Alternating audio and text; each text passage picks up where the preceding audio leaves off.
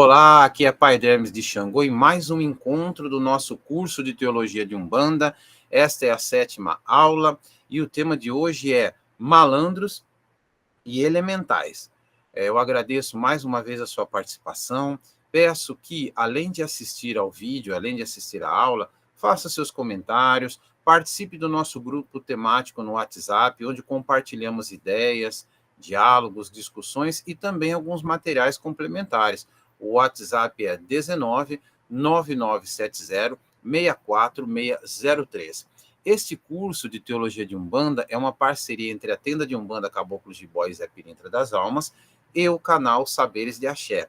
Agradeço aos meus filhos, pai pequeno Pedro de Ogum e mãe pequena Luísa de Oxum, pela coordenação, pela parte técnica, pelo cronograma, por terem insistido por tocarmos esse projeto e pela paciência na organização e efetivação do mesmo. Muito bem, quando nós pensamos na linha da malandragem, a maioria já traz Zé Pilintra na cabeça. Não é a única entidade, embora seja a mais conhecida e com atuações diversas. Mas, de qualquer forma, quando nós temos malandros, nós pensamos em figuras, em espíritos que se apresentam sob essa roupagem, e a respeito de roupagem fluídica, nós já tratamos em outros encontros, em outras aulas, e que são tanto de proteção de porta, quanto de abertura de caminhos, subindo e descendo ladeiras da vida, simbólicas, emocionais, físicas, não importa. Uma outra coisa a que eu quero chamar a atenção é que aqui nós temos as chamadas malandras, e não mulheres de malandro. O termo popular mulher de malandro, infelizmente, se refere à mulher que é agredida e que acaba aceitando, por sobrevivência, por subsistência, por medo, seja o que for, essa subjugação. Então, não, aqui nós temos malandras, inclusive, para resgatar o protagonismo do feminino, o protagonismo da mulher, seja mulher cis, a mulher trans, não importa, mas esse respeito que precisa acontecer. E uma forma, assim como com as pombogiras e outras entidades que se apresentam com essa energia feminina, com essa roupagem feminina, de questionar se não quebrar as pernas do patriarcado. Eu digo quebrar as pernas, talvez a melhor imagem fosse arrancar o falo, já que o patriarcalismo é extremamente fálico, não é? Mas simbologias à parte, que podemos aprofundar num outro momento, e não para pregar a violência, mas sim a consciência de que devemos renovar as nossas formas de relações. Nós temos aqui a figura dos malandros, inclusive com pontos cantados que vão nos fazer lembrar que a vida não é trabalho apenas, que a vida não é consumo, que a vida não é acúmulo de títulos, acadêmicos ou não, e capital. Não é? Quando temos um ponto de Zé Pilintra que diz assim, trabalhar para quê? Se eu trabalhar eu vou morrer, eu sempre digo brincando, olha aí, seu Zé, propondo uma nova escala de trabalho. Seu Zé à frente de seu tempo, lembrando que a vida não é só a produtividade, a vida não é meritocracia, a vida não é trabalho enquanto eles dormem, não, a vida é trabalho, durma, namore, dance, cante, vá ao terreiro, faça tudo de maneira equilibrada.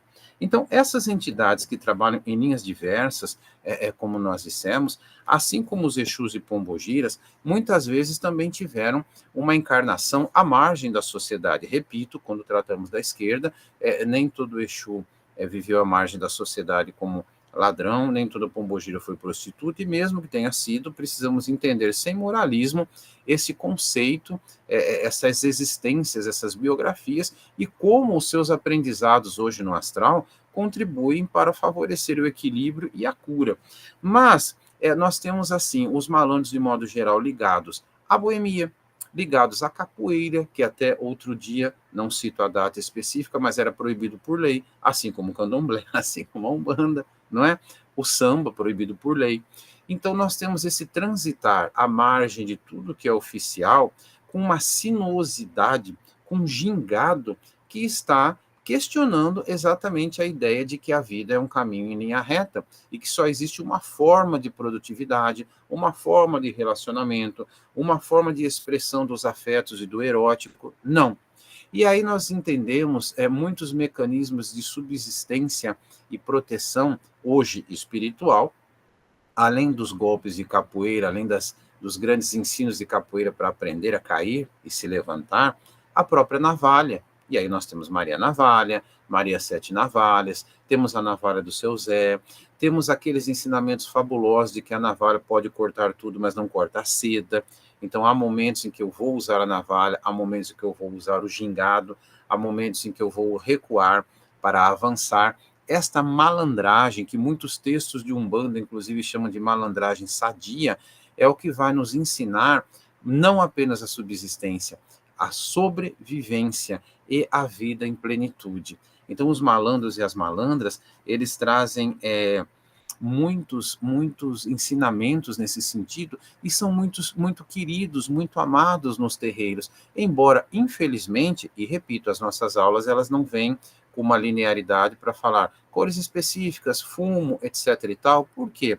Porque isso, em vários livros eu já falei, encontramos informações muito sérias nos terreiros, em publicações também sérias, equilibradas. Nós estamos discutindo aqui outras questões, outros aspectos que nem sempre, né, como para que o diálogo floresça, o diálogo brote. Então, o que nós teremos? Esses malandros, essas malandras, vão novo de observação sobre o cenário urbano em que nós vivemos, embora alguns deles tenham origem também rural, que é o caso do próprio Zé Pilintra, que vem, em primeiro lugar, como um mestre juremeiro, e, portanto, muito mais ligado às tradições indígenas, à zona rural, nordestino, de modo geral. Alguns colocam Alagoas, alguns Pernambuco, e que depois se transforma, digamos assim, num malandro carioca, num malandro da Lapa. Embora nós tenhamos no terreiro, por vezes, a manifestação de um seu Zé mais juremeiro e o seu Zé mais malandro, com suas insígnias, seus símbolos, suas representações. Um com uma postura um pouco mais de lorde, digamos assim, como alguns colocam, e outro mais como mestre da Jurema. A título de curiosidade, algumas imagens e mesmo indumentárias usadas por essas entidades em terra, como Zé Pilintra, malandro carioca, chapéu panamá, sapato bicolor, ou às vezes está descalço, conforme o terreiro, claro, bengala, gravata vermelha, o branco e o vermelho.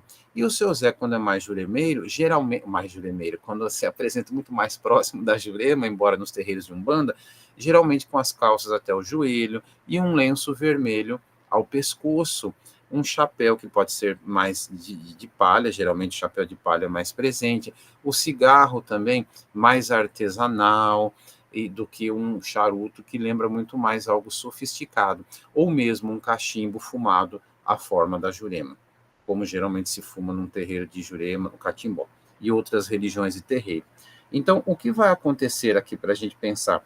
São espíritos que, à margem da sociedade, têm uma sabedoria que não é necessariamente ortodoxa, mas que vem abençoada pelo aprendizado espiritual, pelas ladeiras do plano espiritual, nos ajudando cada vez mais a nos reerguermos, a aprendermos e a vivermos de fato relações que sejam saudáveis, afetivas e não pautadas por protocolos, não é? Então, isso que o malandro vem quebrar o protocolo, quebrar com a sua sinuosidade, com o seu jogo de cintura, com o seu jogo de capoeira, com suas cartas, com sua navalha, o status quo, como também a esquerda faz. É quebrar aquilo que é estabelecido como norma e que se repete sem questionamento. Trabalhar, trabalhar, trabalhar para quê? Se eu trabalhar, eu vou morrer. O seu Zé não está ensinando ninguém esse ponto, né? A não fazer nada, mas sim a dosar, a ter a vida com mais equilíbrio e mais sabor. O Zé Pilintra histórico, vou ler aqui minhas anotações, arquétipo maior dos malandros, é identificado com a figura de José dos Anjos, nascido no interior de Pernambuco, negro forte que adorava jogar, beber, brigar e era mulherengo.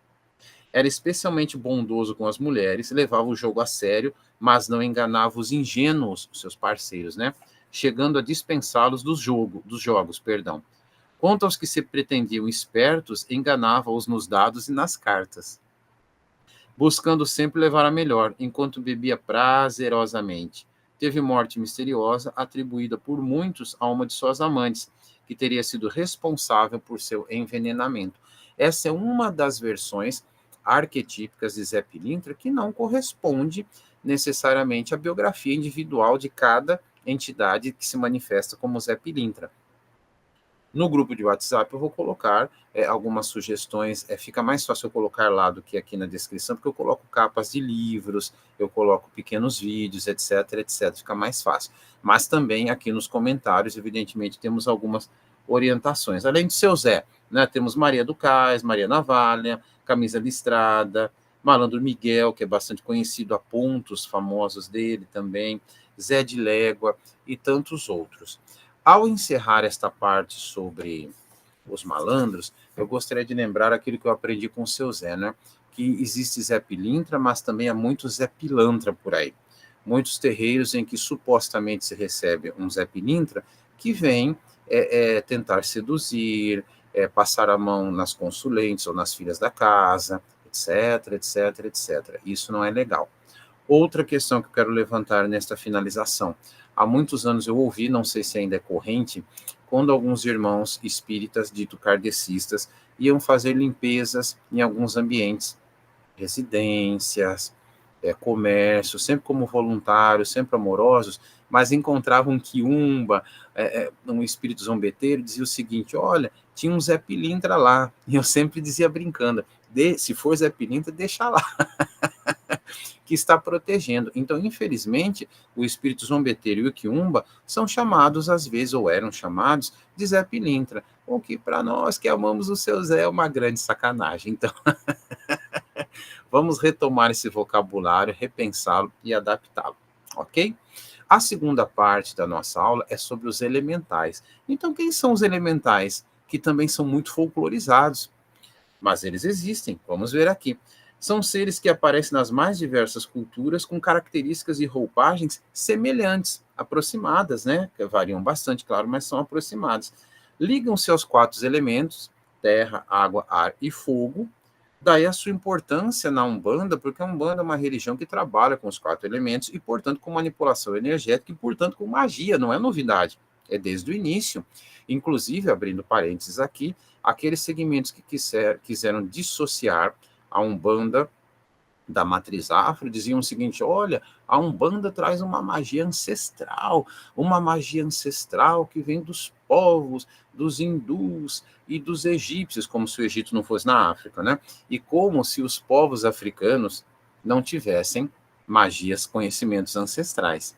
De qualquer forma, preconceito à parte, a magia na Umbanda sempre foi reconhecida. A manipulação de elementos para a cura, para o bem, para a luz e em respeito ao livre-arbítrio. Então, esses seres, esses elementais, esses chamados seres naturais, já falamos um pouquinho de seres naturais quando tratamos de Ibejada, algumas crianças que se apresentam como seres naturais, e Exu Mirim, eu também comentei na aula sobre a tríade, ok? Caboclos, Pretos Velhos e Ibejada. E também, quando falarmos de orixás, vamos ver que um dos conceitos de orixá é ser natural. Evidentemente, orixá, elemental, criança e Exu Mirim são categorias diferentes de seres naturais. Mas, de qualquer forma, vamos nos ater ao tema para facilitar. Então, esses seres são ligados aos elementos terra, água, ar e fogo. E nas mais diversas culturas aparecem e, por vezes, são folclorizados. Há estudos que demonstram que, quando no passado se escreviam contos a respeito desses seres séculos atrás, não era apenas imaginação. Os seres humanos viam esses elementais com muita facilidade, o que hoje fica mais difícil no cenário urbano, barulhento, cheio de luzes, e hoje num cenário multimídia com telas, com a vista escravizada pelas telas de smartphones, computadores, etc. e tal. Perde-se, portanto, evidentemente, uma série de outros elementos que nós temos ou tínhamos naturalmente e que podem e devem ser acessados respeitosamente, sem forçar, na nossa vivência, inclusive espiritual. Pai Dermes, quais são esses seres, por exemplo, ligados à Terra? Nós temos vários, nós temos as dríades, que são ligadas às florestas, e na nossa Umbanda, claro, bastante associadas ao Oxóssi, portanto, mesmo que não se fale delas num terreiro, né? Geralmente possuem cabelos compridos e luminosos, Alguns de nós somos seres, claro, conseguimos vê-las por aí, mas a maioria de nós, infelizmente, não. Os chamados gnomos, olha aí, que trabalham no duplo etérico das árvores. Então, gnomo não é só uma coisa de good vibes, de quem, sei lá, tem uma espiritualidade que não acessa no cotidiano. Não, o gnomo é ligado à árvore, é ligado, portanto, à ecologia, é ligado, portanto, ao Oxóssi, é ligado, portanto, à manutenção da vida. O nome pode variar. Ah, eu penso em gnomo, sei lá, penso mais na Irlanda, penso mais... Tudo bem, dê o nome que quiser, mas são seres que ajudam, evidentemente, estão sob a regência daqueles que nós chamamos de orixás, e em outros povos, outras culturas, outras religiões, têm outros nomes. Quero abrir parênteses aqui. Quando nós estudamos, por exemplo, Ossan, nós encontramos a figura de Aroni, que ora é confundido com o próprio orixá Ossan, e ora aparece como uma entidade, segundo a visão tradicional de época, escravizada, ou seja, estaria a serviço de Ossan, uma outra entidade que não seria ligada ao orixá, mas estaria a serviço dele. E hoje, claro, não precisamos entender, principalmente no astral superior, como escravizada, não é? As fadas, olha aí, não é coisa de quem fumou, de quem cheirou, de quem foi boladão pro terreiro. Não, então vamos ver as fadas sem ser a folclorização. Ah, eu fumei e comecei a ver fada no vaso de espada de Ogum. Não é disso que estamos falando, não. Ó, as fadas manipulam a clorofila, né, das plantas. Matizes e fragrâncias, matizes, cores, né, fragrâncias, o odor, o cheiro, o olfato, né, de modo a formar pétalas e brotos. Associa-se à vida das células da relva e de outras plantas. Então eu não preciso ver fadas, assim como eu não vejo Oxóssi toda hora, não sei quem tem evidência, clarividência e tudo mais, mas são seres que trabalham pelo equilíbrio do meio ambiente. Leia-se ser humano também. O ser humano não está alheio ao meio ambiente, ele faz parte. Precisa entender isso, né? Os duendes, olha aí, se eu falei de gnomos e fadas, por que não de duendes, né? Cuidam da fecundidade da terra, das pedras, dos metais preciosos e semipreciosos. Os gnomos aparecem muito mais na cultura nórdica e os duendes na cultura irlandesa, que eu inverti quando eu falei, peço desculpas.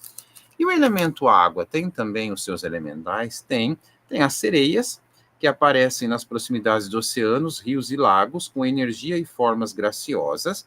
E nós temos também as ondinas, que geralmente atuam nas cachoeiras, auxiliando bastante nos trabalhos de purificação, nesse ponto de força, feitos pela Umbanda, outros segmentos também. Então, é preciso que eu compreenda que as sereias não são modismos. Eu posso até discordar, eu posso desconfiar, mas primeiro vamos estudar, não é? Eu sei o que é a linha dos Simirombas, eu sei o que são os Sacangás? Não, então preciso estudar a Umbanda. Simirombas e Sacangás não tem a ver com sereias, mas para a gente pensar que às vezes há linhas desconhecidas para o umbandista de hoje. Por isso que nós precisamos ter uma visão de conjunto. A pessoa, quando entra para uma corrente mediúnica de Umbanda, ela tem que entender que ela está entrando para Umbanda e não num centro espírita. E não num grupo de reiki. Embora no terreiro de Umbanda eu possa ter o grupo de reiki, sim, especial na linha de cura e não só, e eu possa ter a mesa mediúnica, sim, estudos do Pentateuco espírita, os livros de Kardec e outros, por que não? Mas a Umbanda tem alguns fundamentos específicos que a pessoa não aceita, não entende as matrizes de Umbanda e quer ser umbandista sem conhecer primeiro, e depois reclama que o terreiro não tem aquilo que ela esperava. Eu respondo que bom. Senão não seria um terreiro de Umbanda, embora haja uma diversidade muito grande, fundamentos muito grandes, muito diferentes às vezes também, mas existe um núcleo comum. Muito bem, na nossa sequência aqui, o elemento ar, nós pensamos principalmente nos silfos, que apresentam asas como as fadas, mas olha que legal, as fadas são ligadas à terra, o elemento terra, né? Movimentando-se com grande rapidez e atuam sobretudo sob a regência de Oxalá. Não é? Se a terra eu tenho principalmente Oxóssi, aqui o ar eu tenho Oxalá, e claro, a água, a linha da água, as grandes mães, as nossas Iabás, né? O elemento fogo, nós pensamos sobretudo nas salamandras, que atuam na energia ígnea solar, não é? E no fogo de modo geral, e se apresentam como correntes de energia, sem se afigurarem propriamente como humanos. Algumas salamandras, algumas pessoas que têm evidência, por vezes até encontram uma figura meio humana, semi-humana, com um cabelinho de fogo, assim, um puxadinho, parece a chama de uma vela. E outros não. A salamandra não tem necessariamente, segundo estudos e relatos, esse formato humano, mas ela pode ter um formato humanoide, sim. Agora, isso nós falamos dos elementais. E o que são os elementares? E aqui eu quero aproveitar para fazer publicamente uma correção. O livro essencial de Umbanda, na parte em que fala de elementares, ele escreve, aparece elementais. E isso não foi corrigido. Não é? Eu quero fazer muito uma edição revista e ampliada, 11 anos depois do lançamento do livro, que é um livro que tem bastante saída, e claro, a pessoa que lê, ela entende que o conceito de elemental é uma situação e de elementar é outro, mas mesmo assim, a pessoa lendo muito rápido, ela pode se confundir. São dois conceitos diferentes, mas os dois aparecem aqui como elementais, então eu peço desculpa a todos os meus leitores, a todas as minhas leitoras, e aproveito esse vídeo para fazer uma correção pública. O que são os elementais? Os elementais são seres gerados artificialmente por formas pensamento e sentimentos. São formas pensamento benéficas ou maléficas, vivificadas por quem as cria, consciente ou inconscientemente. Caramba, então sentimentos geram formas pensamento, ideias obsessivas, pensamentos de paz e de luz. Vou colocar no grupo do WhatsApp depois o link sobre a experiência do Dr. Emoto com as moléculas de água e palavras positivas, e, portanto, sentimentos positivos, palavras negativas e sentimentos negativos. Quero aproveitar essa reflexão sobre os elementais, sobre formas de pensamento, e dizer que também, numa das definições de orixás, num dos conceitos de orixás, nós vamos ver também a chamada casca energética, que nada mais é do que uma forma de pensamento. Chegaremos a esta aula, acompanhe o nosso curso. Outra questão que eu quero ver com vocês é o seguinte: fala-se muito, não apenas hoje, mas fala-se muito, principalmente a partir da magia do caos, que é um conceito amplo, e não vou discutir aqui, até porque não há espaço, não temos tempo, e eu precisaria aprofundar também os conceitos, mas fala-se muito dos servidores. Inclusive tem uma lista chamada servidores públicos, e eu acabo sempre achando muito simpática, porque lembra todo aquele que é servidor público federal, estadual, municipal, mas não é.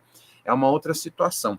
Esses servidores nada mais são do que formas de pensamento que são geradas, são criadas, seja para uma atitude positiva, um incentivo para a pessoa ter uma boa alimentação, ou seja, para fazer o mal, vingança, etc. e tal.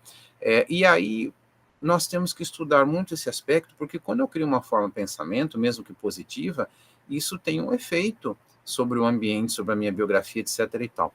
Então, houve momentos da minha vida que eu quero compartilhar uma reflexão íntima, individual. Houve momentos da minha vida que eu pensei, e aí? Claro que para o bem e para a luz, como eu entendo, vou trabalhar com servidores. Daí eu pensei, para quê? Se já trabalho, por exemplo, com símbolos reiki.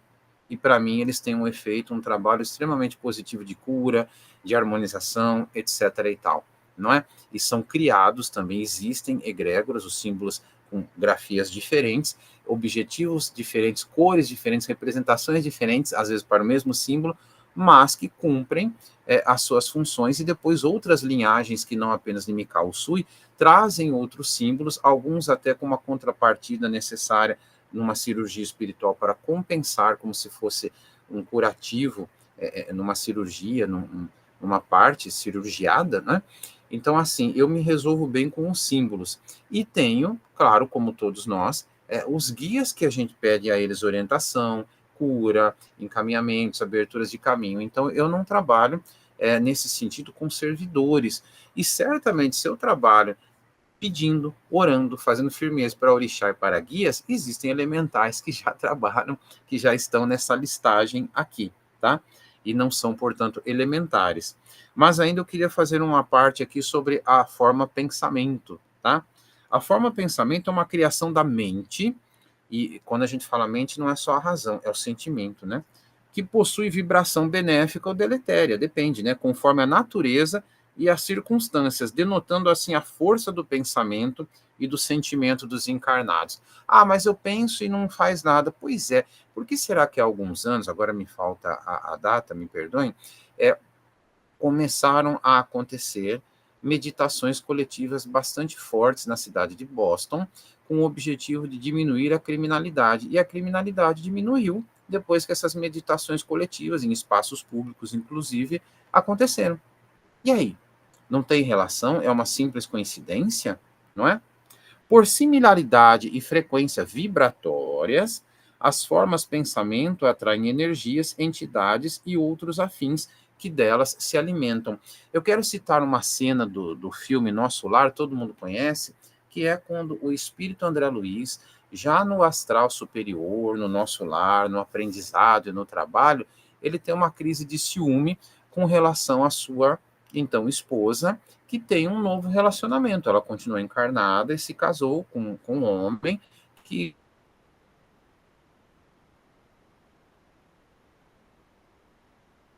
ajudou a criar os filhos. E o André Luiz tem um momento de raiva, de ciúme, melhor dizendo. E aí ele é transportado automaticamente para o umbral. Porque, inclusive, para os espíritos, não tem um corpo físico, é muito mais vapt-vupt, né? E essa cena é muito bonita, porque ela lembra que, primeiro, o umbral nós que criamos.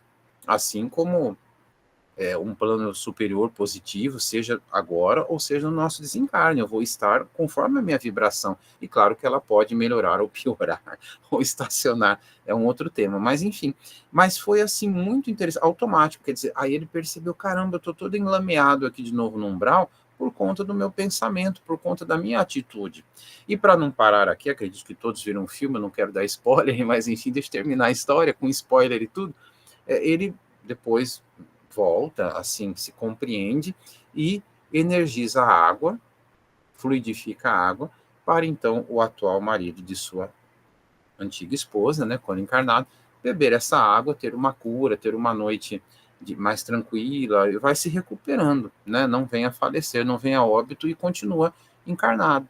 Então, assim, essa é uma ideia muito interessante para ver a força, eu vou insistir um pouquinho nisso aqui, porque nós falamos malandros, elementais, elementares, né? E elementares não tem como não falar da forma pensamento. Não é para nos culparmos, mas é para termos consciência. Não é para eu fingir, eu estou com raiva de alguém, não, eu não posso ter raiva porque eu sou um ser superior. Não, todos temos raiva. Mas eu vou ter a consciência da raiva, procurar trabalhar. Eu estou com raiva, então eu não vou responder agora, eu não vou falar agora, eu não vou dizer uma palavra, não vou ter uma atitude, vou dar uma segurada para depois eu resolver a questão. É um aprendizado que dura a vida toda. Fiquei com ciúme, estou com inveja. Há um livro muito bonito do Zuenir Ventura que se chama O Mal Secreto, porque o livro fala o seguinte: os outros defeitos, que a Igreja Católica chama de 7 pecados capitais, os principais, a pessoa diz mesmo, eu tenho gula, eu como mesmo à vontade, a luxúria, eu tenho relação sexual com todo mundo mesmo, eu faço, a ira, eu quebro o pau com todo mundo, não estou nem aí. Quando é inveja, não, eu não tenho inveja, jamais. Então, por isso que é chamado mal secreto, porque a gente tenta esconder. Mas todo mundo tem. Então, eu vou ter a consciência, entender por que aquilo me provoca inveja, porque às vezes nem é inveja. Às vezes, para encerrar, eu vejo alguém que comprou um carro legal, mas eu não quero o carro daquela pessoa. Eu acho bacana, a pessoa comprou, está feliz, eu nem quero aquele modelo, mas eu fico meio triste porque eu quero comprar um carro e não consigo. Então nem chega a ser inveja, chega a ser mais um pensamento que me apequena, me diminui, me segura, me amarra, do que propriamente a inveja. Mas claro que se eu alimentá-lo, ele vai gerar um problemão, vai gerar ansiedade, vai gerar doença, vai gerar um monte de coisa, e dependendo da disposição da pessoa e de quem ela atrai, pode gerar até eu quebrar o pau, sim, com aquele que comprou o carro, não falar mais com ele, tentar diminuir a conquista dele, etc, etc, etc. Então, o Mestre Jesus ensina, e uma das matrizes da Umbanda, como a gente viu, de fato, é a essência dessa mensagem atribuída a Jesus, que pode ter se modificado, tudo bem, mas a essência. E o que ele ensina? Orar e vigiar. Então, forma pensamento. Vamos tomar cuidado. Orar e vigiar o pensamento, o sentimento, mas por isso que também a gente firma anjo de guarda, toma banho de ervas e faz outros santos procedimentos na nossa amada Umbanda. Esse, então, foi o nosso 7º encontro, essa, então, foi a nossa 7ª aula, e eu paro por aqui porque outros temas vão aparecer em outros encontros. Abraço, gratidão e axé.